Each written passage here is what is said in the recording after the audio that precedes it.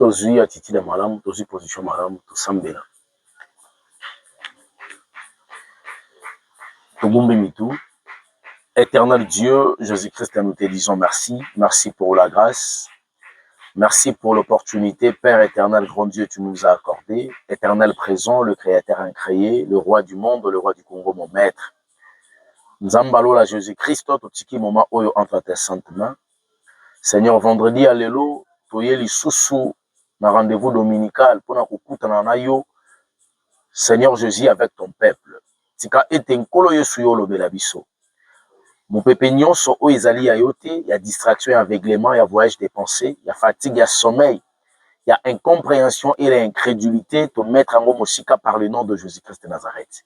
Fungola biso mato ya molimo, miso pe motema nkolo yesu ya koyoka pe kondima, et que kubika liloba na yo comme il se doit. Tika ete le discernement, nkolo yesu et la sagesse spirituelle et l'intelligence ezala ouvert. Kati na biso, enfin que peuple oyo nkolo, tous les bénéficiaires ya maloba na yo. Loba ki yo moko kita pona ko enseigner ton peuple. Yango to sengi par l'aide du Saint-Esprit, il l'enseignant par excellence atangi sabiso liloba. Moma oto kolekisa awa ya koyoka yo, pe ya ko bondela nkolo Yesu. Tika ete ba résultat ezala positif. Moto no sa kozwa message oyo nkolo liloba na yo kende ko kangola ye et kende ko libérer ye par le nom de Jésus. Bande ko ba komite nkolo bisika bizwa mi bango, tika ete nkolo Yesu yo yebi. Tambola na ba bazana nzela. Pesa markas na balembi, rappeler ba bosani et pesa moyen na ba nyonso nkolo Yesu o bazangi moyen bikisa babeli. Enfin que ba rejoindre biso pour continuer mon sala oyo yo ebi na kopesa biso.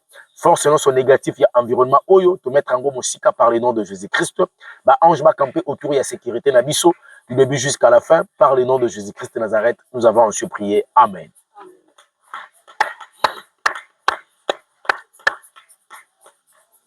Amen. Que Dieu te bénisse. Bola monzambe zala likolo na yo. Merci na bandeko nyonso oyo tozali toujours pour continuer na kolemba te koluka nzambe. Eza malamu.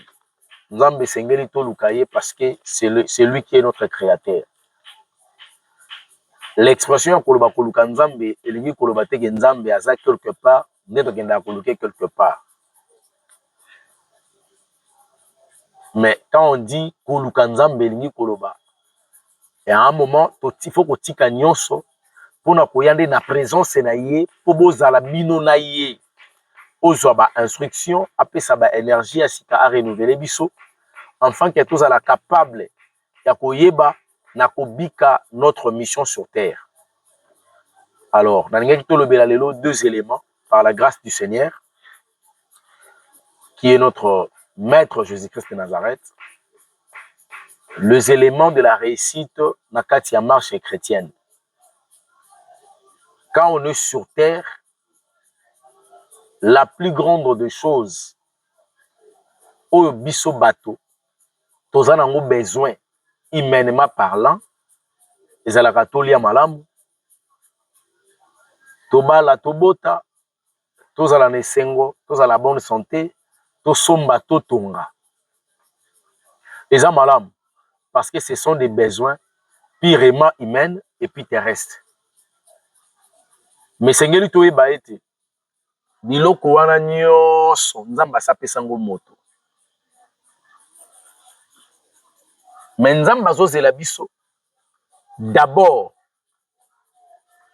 na mission oyo apesa yo na ngai. Ina rappelé yo, ozali fruit ya au hasard te. Ozali résultat ya sentiment ya papa na mama te. Ya ba plaisir, na ba désir sexuel ya ba humain te. Ton père et ta mère, c'est juste une famille d'accueil. Oh nzambe atinda ki missionnaire na ye. Le missionnaire, c'est pas le ministre au bazal lié na 5 ministères. Non, non.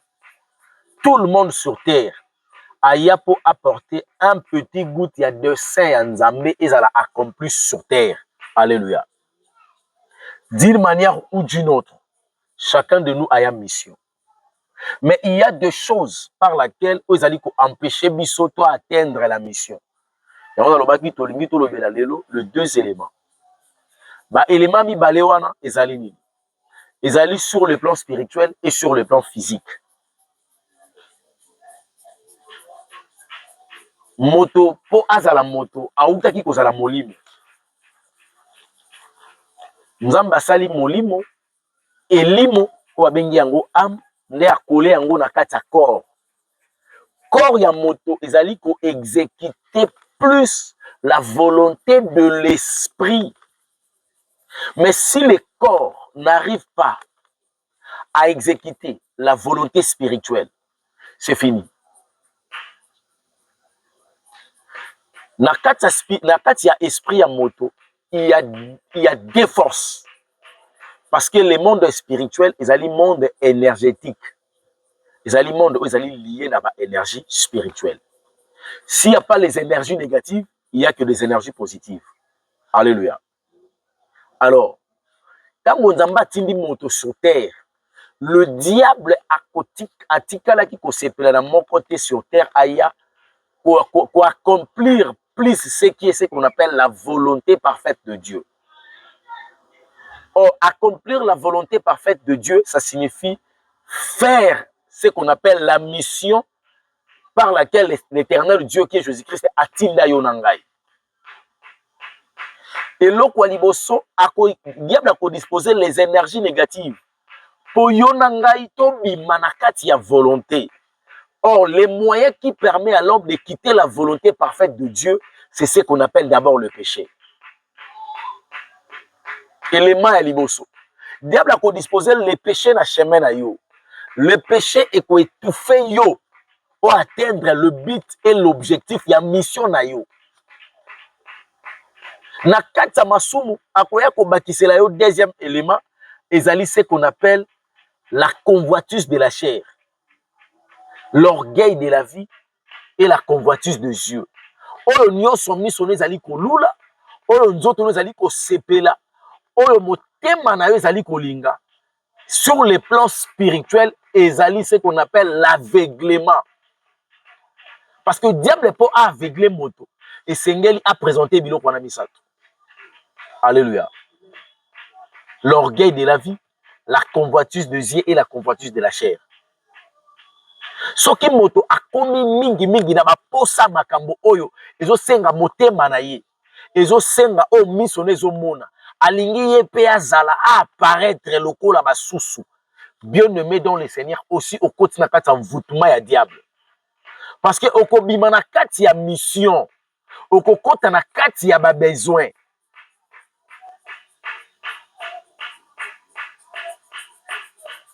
La convoitise de Dieu ezali o nyonso miso moto ezali komona. Il suffit ezala kitoko na miso. Moto akomi la posa azala na yango. Tozwi livre ya Genèse chapitre 3.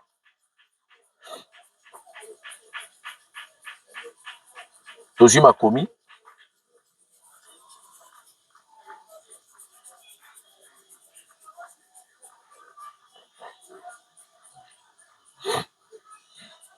Limbisa, naza un peu grippé.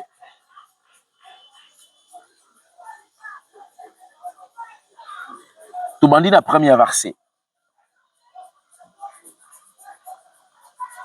Non, on aura 4e au 6e. Genèse chapitre 3, verset 4 au 6e verset. Alors le serpent dit à la femme, vous ne mourrez point, mais Dieu sait que le jour où vous en mangerez, vos yeux s'ouvriront, et que vous verrez et vous serez comme de Dieu, connaissant le bien et le mal. Yoka 6. La femme vit que l'arbre était beau, bon à manger et agréable à la vue. Donc le fait, séduire, la convoitise de son cœur est mati. Directement, il komona ke nzete oyo eza malamu na komona.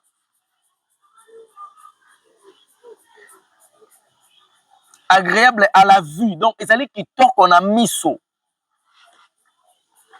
Et na simanango, et qu'il était précieux pour ouvrir l'intelligence. On a commis ce qu'on appelle la convoitise de la chair. Na kata convoitise ya chair, motalukara eloko memaka moto liboso ezaka l'orgueil.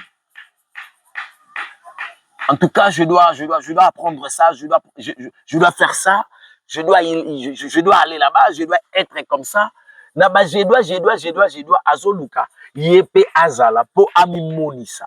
La convoitise des yeux détruit l'homme. La destruction de la convoitise des yeux, oyo kakabalobaka, envoûtement. Pour le monde des ténèbres est envoûté moto. Il faut mêler ce qu'on appelle la distraction. Distraction, c'est à niveau il y a homme. Ça signifie présenter quelque chose, mais la chose par laquelle on doit présenter est faux. Aveugler spirituellement. Ça signifie jouer dans hypocrisie. Dans un exemple, une femme azali na sida zo souffrir de maladie wana. Mais son apparence, bel détail et de figure. Tu ne peux pas croire que moi soit qui peut détruire vie na yo. Le quoi bana posa ko détruire yo ba yeli yo ye. Mais na sima na yango yo zali ko tenir compte même pas de état de santé de la personne. Est-ce que aura soin nzoto na ye? Est-ce que aye mission te na vie na yo? Mais yo koufeli l'apparence. Apparence wana à travers la vue au monde miso amolimo kangami. Alléluia. Kozalaka impressionné na ozo monate. Kozala impressionné na ozo yokate. Kolinga kokoma lokola basusu te. Toya biso so na sera moi. Tokoki koya mokolo moko. Tokoki koya jour moko. Tokoki koya heure moko. Mais tu es na mission moko te. Alléluia. Le diable a tout pris à permettre en aucun jour un enfant de l'Éternel à accomplir la mission. Tant que le diable a compris que aussi au bimi na sa volonté parfaite, au tiki mission à présenter par exemple Bambongo. Tant que présenter Bambongo, à tchélo ba difficulté. À travers les difficultés, ok ko lukambongo ozuimbongo. À comprendre que le quoi Zwimbongo, on a établir les hôtels, on limiter dans le domaine mususu, na commissaire religieux. Alors on a juste sur le problème wana. Oh ya zomo na limité. La limitation. Supposons oza na mbongo, oza na mabotate. Atiki obala, obali, mais mabote zate. Et là, on a sali, à établir hôtel, il y a stérilité, à sali sacrifice na yango, et à tchel yango maluba, à comme il veiller sur yango. Na kati ya hôtel wana ya stérilité. Maintenant, yo oso zumbongo, oso bali, mabote zate, obandi ko sambela. Tant oso sambela, atiko na kati ya ignorance. Okomi ko sambela non pour ta mission, mais okomi ko sambela juste pour les enfants.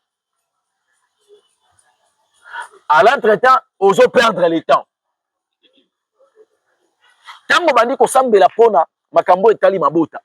Tu n'as pas la connaissance. Comment renverser l'autel diabolique? Comment faire taire l'offrande qui était sur l'autel?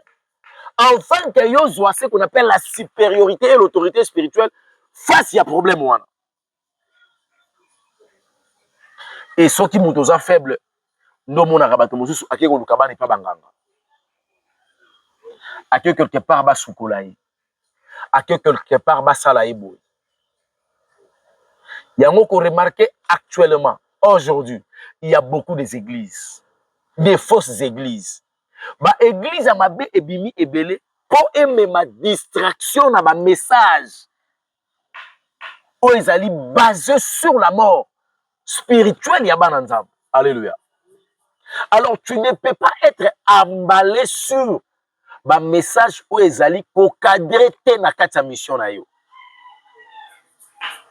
Okobala, okobota, okosomba, okotonga, okovoyager, eza mabete tu en as. Tu as déjà pensé sur ta mission sur terre. Maintenant, sur le plan positif, pour combattre l'envoûtement, par laquelle au diable attienne Nzela na yo, il faut d'abord croire et accepter Christ. La marche na kata sanctification combat le péché. La sanctification des alliés pour permettre yo atteindre la mission. Mais pour atteindre la mission, il faut comprendre d'abord ta mission. Quelle est la raison d'être na yo sur terre? Oya penza na etinda nini? Etinda wana po okokisa yango. Tu peux avoir la connaissance de ta mission. Mais aux la difficulté à kokende na mission, c'est parce que le péché est au kangayo. Il y a des personnes à l'obéa, je me sens un enfant de Dieu. Je me sens un serviteur de l'Éternel. Je sens l'appel à moi. Mais le péché m'interdit. Le péché, ils ont pas facilité. Il y a comme il se doit. Ce n'est pas la prière qui te donnera la capacité d'atteindre la mission. Mais c'est la parole. Alléluia. Une personne qui n'aime pas la parole de l'Éternel, il se concentre que dans la prière. Aïeba qui prière n'a il karaté. Osons prier par illusion, osons prier par émotion. Et quand l'émotion, topokomi zélé, le zèle dans la prière, les gens pensent que c'est la foi. Tu peux avoir la détermination d'abandonner la chose au bin de ta prière. Par exemple, un découvert souffert de masturbation. À ça, il y a 3 ans, 4 ans, 5 ans, 10 ans. À côté de gêne, à ont prié, mais à ont un même péché. Commence à se poser des questions. L'assemblée la seconde. Un problème à l'issue, moi, les amis prières. Problème à l'issue, moi, ils ont femme de nuit, ton mari de nuit. Tout ce qui nous pose acte, c'est parce que ça n'a pas tout le monde pour ça, c'est monstre.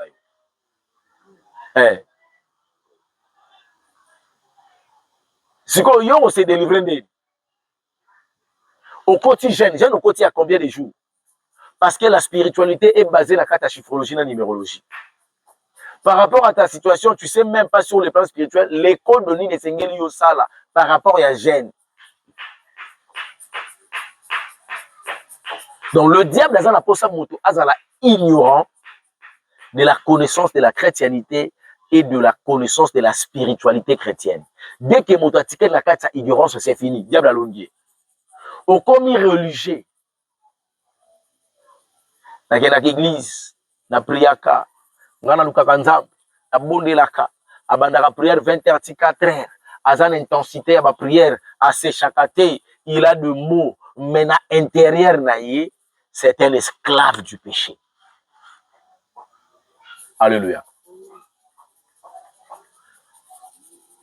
L'élo éternel de Dieu à permettre Jésus-Christ de Nazareth. Yo kamakambo yo. Ton problème, c'est d'abord la mission. Chaque mission, quand Dieu donne une mission, il rajoute ce qu'on appelle la provision. La provision, c'est ce qu'on appelle la bénédiction dans l'anglais. Si on a une provision, il y a une mission, il y a une mission, sans célibataire, impudicité au petit côté. Et ils ont l'angle au diable, il y a offert de la yo, pour osumuka l'impudicité. Avec l'impudicité, tu auras du mal à atteindre ta mission. C'est que le Seigneur mettra une personne à ton chemin pour honorer, enfin que domaine et impudicité, local dans la famille na bino, batonga hôtel wana, yo obimana yango. Alléluia. Yo suko mission yebite, obani ko kende ko luka, ce qu'on appelle la provision, qu'on appelle la bénédiction, il y a mariage dans le prière. Il faut que tu ma prière, hein. Famille na biso faut ressembler la polybaleya. Bien. Faut ressembler la polybaleya. Libale zoya te ponani. C'est parce qu'il faut demeurer dans l'impudicité. Bobota de l'eau awa lobi kuna. Dans des ordres wana, ils ont permettre hôtel wana ils la nourrir. Dès que ils ont nourrir hôtel, la carte y a consommation d'énergie et impudicité. Dès que les énergies négatives, na bango ils ont travaillé mais énergie positive même les gens qui de faire vivre hôtel wana ou bango atongaki yo bimi déjà na kati ya mission au comme qu'on prier pour la provision. Or la provision c'est quelque chose qui est automatique. Dès que tu es dans la mission, la provision est là. Alléluia. Tu comprends que la famille a besoin de pauvreté moko impossible. Dernièrement, j'étais chez nous. Côté de maman nangai. Solo là maman leki nanga, ba deko nanga. Non. Tu sens que famille Oyo, ce sont des esclaves. Nous sommes des esclaves. Pourquoi est-ce que Bino Nyonso Boye, vous avez la même vie? Et puis une pauvreté extrême. D'ailleurs, comprendre une chose. Malobi tozo sambela yaya tolobi 2026 attend ndenge nini papa. Toko demeurer sous la vie ôté. Ça dit c'est bien, mais c'est pas mieux. Voilà besoin sambela pour la pauvreté. Mais la bénédiction liée na libota oyo, il faut la mission. Il faut la prière. Chacun de vous doit connaître sa mission. Pourquoi pauvreté na bino nanga esimbangate? C'est parce que je suis dans ma mission. Moi, je fais ma mission sur terre. Dès que nous avons la mission, le Seigneur, il a mis automatiquement la bénédiction qu'on appelle la provision. Achango na nzela na ngai. Nana posa te na buki pauvreté famille te. Nazana kukuna de. Yo so buka pauvreté famille na maloba. Na lobi na buki. Obuka ko na 2021. Le 2026. Obuki isusu. Si c'est un cas à kobuka. Les problèmes sont maloba na yo kobuka. Tous les problèmes ezali en réalité d'abord il y a qu'au revenir la première lieu la mission. Tant aux alliés captives sur le plan spirituel, cette captivité spirituelle et l'okwa liboso so bakango na molimo diable amelaka mutu l'ignorance. Je sais plus quel jour on partageait avec Maman Sofiane. Pendant que nous avons partagé, je lui ai dit une chose. MC Lalobi, ndenge touta na éternité, aucune personne n'a ébi. Toya milimo o ezali na inconscience. To koti na nzoto, na nzela libuma mama, to botami. Toyo ko conscience peut-être à partir ba bana mususu na 3 ans, 4 ans. Aïba camarade né à premier maternelle, azana image. Ba mususu 5 ans, 6 ans. Conscience est comme koyeba, aïbi kombo na ye. Bonjour. Bonjour papa. Bonjour. Abandi qu'on maîtriser certaines choses. Avec toutes ces choses-là, Éternel Dieu, je prie pour ton serviteur, lorsque la bénédiction, la sécurité, donc je suis la puissance est accompagnée par le nom de Jésus-Christ. Amen.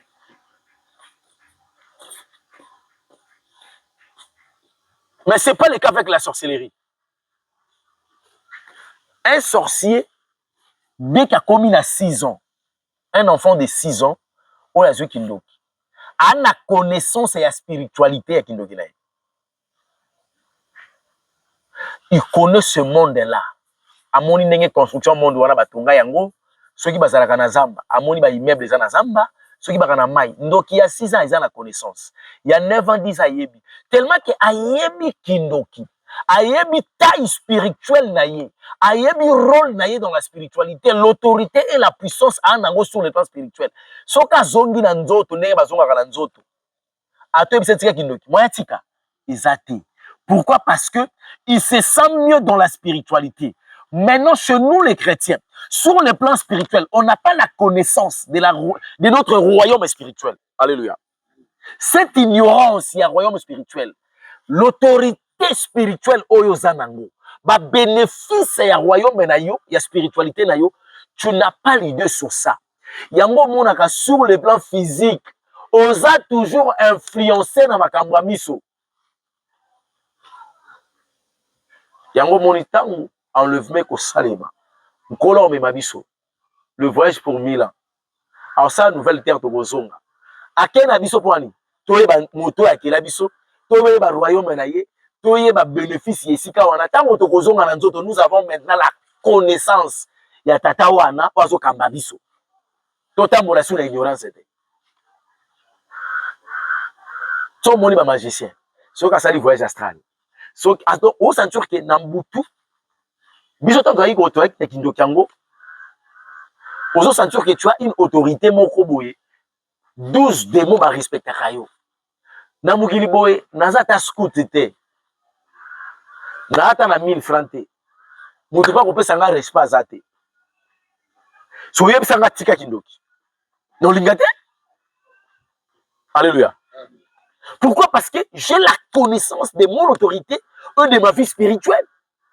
Je connais mon royaume.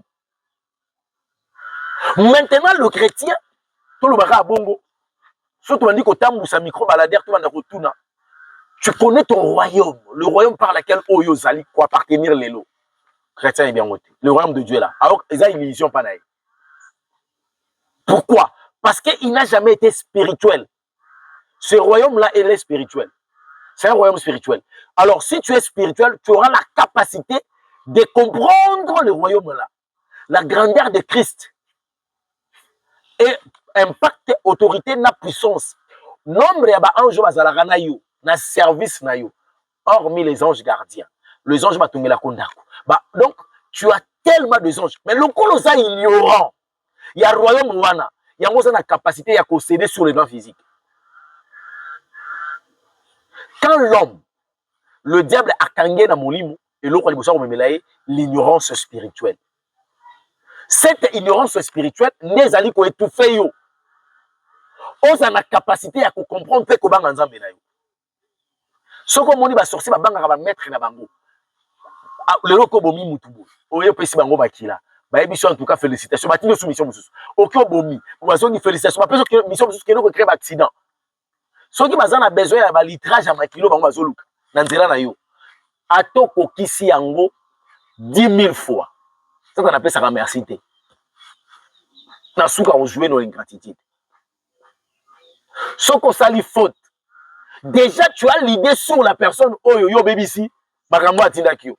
Donc on va dire comme il la solution parce que pardon exacté. Ba solution ya réparation ya couper ça ba sacrifice ebelé. Yango moni bato bazana kati ya royaume Satan babanga ka Satan na makasi. Dans un exemple physique. Tu sais, barokozwa grimoire, livre moko magique. Oyeka ndeto elusisi la atukuchangwa. Ah, au livre magique. Ndebo zana muta pour ça pemena ngwa za terre. Kwani? Ba livre. Papa, oyo fungola botangi mbamo ba initier yo. Mais magicien otanga Bible. Au moins une faiblesse sur le plan spirituel. Donc pour toi, livre et magie est plus fort que la Bible. Livre et magie a une autorité que la Bible. Donc ton esprit jusqu'à présent n'a pas la capacité de dominer sur la magie.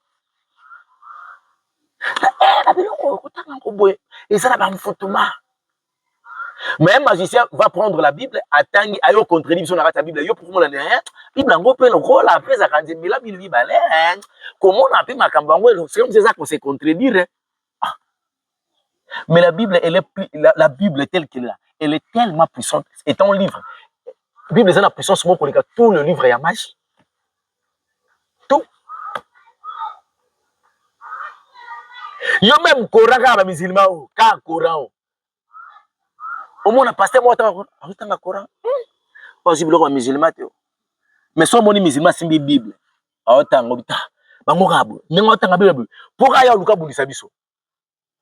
Donc, c'est comme si tout ce qui est à nous est faible. Par contre, on a mental. À niveau, il y a âme, il y a comme faible. Dès que ton âme est devenue faible, l'influence physique, et vous allez facile. Alléluia.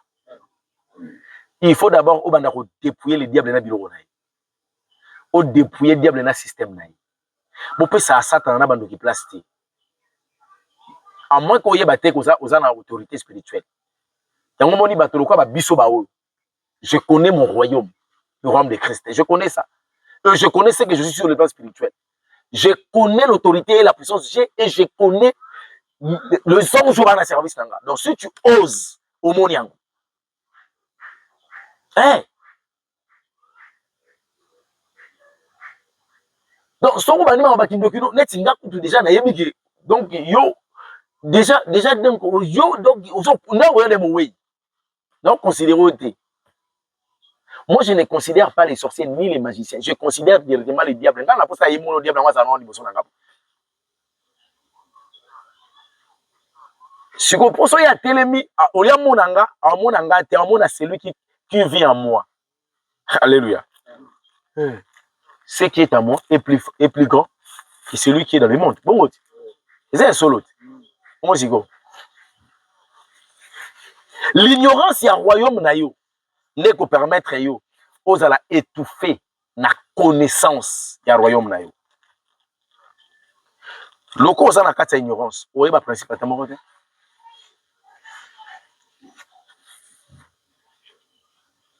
Sur le plan physique, le diable nous a amené ce qu'on appelle l'ignorance.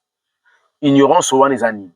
A éliminer sur la convoitise de la chair, la convoitise des yeux et l'orgueil de la vie. Atali si biso biloko to lingi ko mona na miso. O to zana ngo besoin to zwa. To bandi ko kende ko luka. O to gozo ya ndamu ko bloquer ngo par rapport ya ba hôtel satanique. O ils allaient établi. Siko yo a commission religieux. O komi ko sambela ka pona makambo o iza bloquer nango. So les finance comment prier pour la finance. So les akobota komi ko prier pour na kobota. So les voyage komi ko prier pour na voyage. Yo c'est limité wana. Problème les animes atika yo bongo. Le corps est limité comment on peut renverser hôtel na bango wana. On va continuer à prier. On va faire tout le temps à y temps. Ce qu'on attend, il y a une mission. À longo na kata mission. N'est-ce pas comprendre? À longo na kata mission à présenter au mokili na biloko na yango parce que pesa meli. Na kata biloko mokili yo luli yango, olingi yango, obandi ko kende ko luka yango. Or, biloko ya mokili wana to ko benga bénédiction. La bénédiction, c'est une provision pour les enfants de Dieu. On dit ma pesa biso. Alléluia. Or, la provision pour épée Samelayo, il faut aux en mission. Quand Dieu donne une mission, il ajoute la provision. Tant que tu as une mission, comme tu as une provision, c'est ça dans la vie. Alléluia. Biloko nyonso bwana ngo besoin sur terre. Nous avons la mission. Au sein de la mingite. Et là. Alléluia. Au sein de la mingite, épée Samelayo. Quand tu cherches la santé, tu cherches l'argent, tu cherches le voyage, tu cherches le mariage, tu es encore distrait. Tu es encore dans la distraction. Alléluia. Alléluia. Tu dois éviter à chercher à tout prix le matériel. Car le matériel est le pour toi. Isaiah yo. Pe ozanango. D'après ce exemple, mon. Nous pagano soit sambelité. Alléluia. Achelo ngina moya ke kuluka vie. Ebiga ozwa. Ozwa kwani. On imaginer le roi mutuka so mupaga na sombi yango eza miracle te mais c'est comme pas chrétien comme miracle. Miracle so mutuka. Tinzamba za bolingo. Mupaga no pas normal. Okomisa makambo ya mike minene. Oya minene okomisa ngo mike.